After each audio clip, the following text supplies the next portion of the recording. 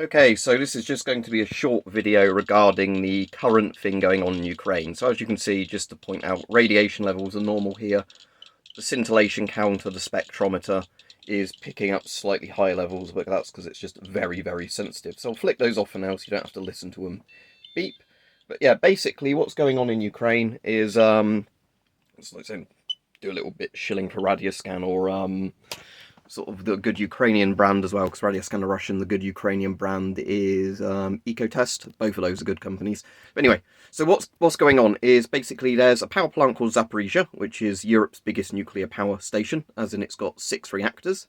I believe they're an old Soviet type, not RBMKs like the ones that blew up at Chernobyl, but, a more stable design, but still a Soviet-built reactor, which means, cost-cutting in places even if it's been retrofitted. Now, what's happened is early in the war, I think it was in March, the Russians shelled it, which caused international outrage, and then they took it over. And luckily, when they shelled it, they didn't damage actually anything important at the plant. So the workers are still working there, they've not shut it down, but the problem is, obviously, the workers are having to work really long hours, they're not getting relief, they're being held at gunpoint and all the stuff like that. So, obviously, human error is more likely to happen.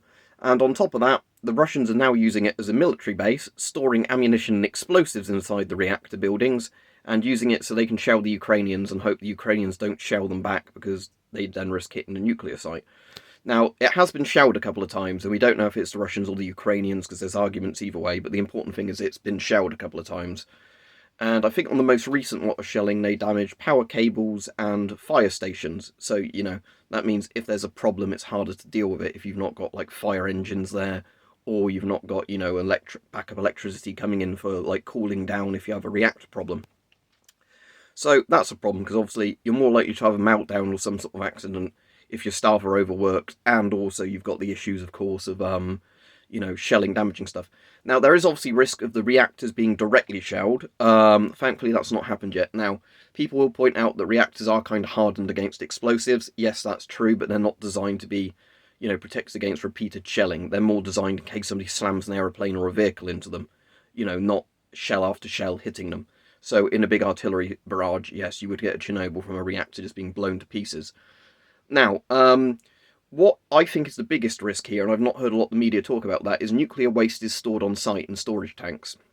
So unlike the reactor buildings, which are fairly big, and have got a bit of protection, these are just like concrete and steel storage tanks, essentially, like silo type things that are on site. Now, if an artillery shell hit one of those, a single artillery shell would, vaporize a lot of the nuclear waste inside, break open the storage tank, and send it airborne. And I think that's the most likely risk at the moment because of the fact that obviously a stray shell hitting a storage tank yard is going to do a lot of damage. So, potentially, yes, this is a very serious situation. I think there is like UN stuff trying to get involved, but that's not done anything so far in this war. So basically, Russia is using the plant as a nuclear shield, essentially, because the idea is that they can't attack us because we're using this as a thing. And you also have to be worried about, how competently they're actually handling the plant because, the workers haven't been relieved there.